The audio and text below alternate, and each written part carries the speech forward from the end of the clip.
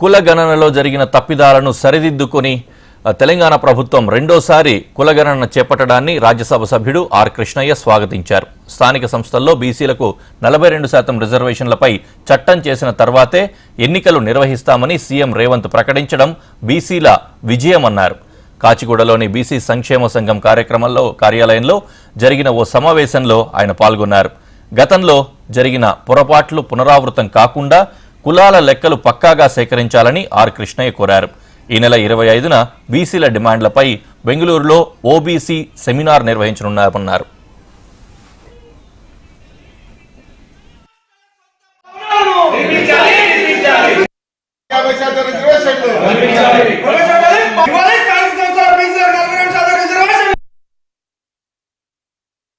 ప్రభుత్వము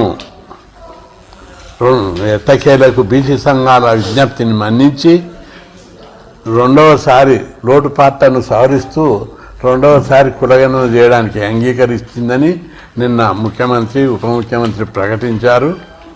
ప్రభుత్వం ఈ దపదరిగే కులగణన లోపల పకడ్బందీగా జరపాలి, ఏ లోపాలు ఉన్నాయో వాటిని సరిదిద్దాలి అని చెప్పి డిమాండ్ చేస్తున్నాం.